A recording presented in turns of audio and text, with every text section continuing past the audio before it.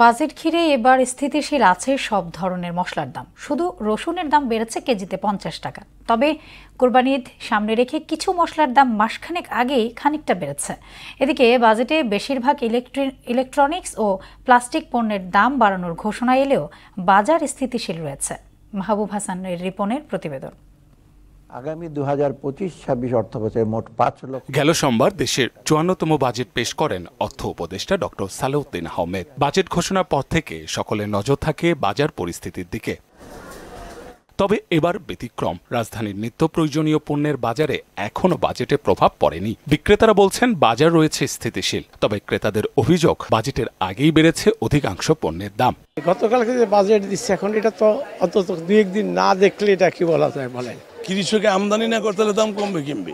বাজার তো আমার কাছে বেশি লাগে অনেক। বাজারের দর আগের মতো আছে, বাজারের দর কমে নাই। এই বাজারে একরকম আর এক বাজারে অন্যরকম, এই জিনিসটা নেই। এখন মোটামুটি সব বাজারে একটা স্থিতিশীলতা আছে। কুরবানির ঈদকে সামনে রেখে মশলার দাম মাসখানেক আগেই বাড়ানো হয়েছে, তাই নতুন করে বাড়েনি এসব পণ্যের দাম। মোটামুটি স্থিতিশীল এখন পর্যন্ত, মানে ওরকম গরম না হয় নাই যে আগের থেকে তুলনায় বাড়ছে এরকম না, মোটামুটি আগের মতোই আছে। আগের থেকে 200 টাকা কম। ওয়ালটন আবারও মিলিয়নিয়ার অফারে ওয়ালটন ফ্রিজ কিনে আপনিও হয়ে যেতে পারেন মিলিয়নিয়ার। রসুনে আপনার 50 টাকার উপরে বাড়ি গেছে প্রতি কেজি। এদিকে বাজেটে বেশিরভাগ ইলেকট্রনিক্স ও প্লাস্টিক পণ্যের দাম বাড়ানোর ঘোষণা এসেছে, তবে প্রভাব পড়বে বাজেট বাস্তবায়নের পর। যখন স্টক শেষ হয়ে যাবে, যখন নতুন প্রোডাক্ট তৈরি হবে, তখন থেকে হয়তো বাজারের সাথে আমাদের প্রোডাক্টের দাম বাড়বে। প্রতি বছরই তো আপনার বাজেটের উপর একটা দাম বাড়ে, তবে এখনো তো আপনার দাম বাড়ে নাই, তবে বাড়বে কিছুদিন পরে। ডলারের দাম বাড়ার পরে ইলেকট্রনিক্সের মালামাল দ্বিগুণ বেড়ে গেছে।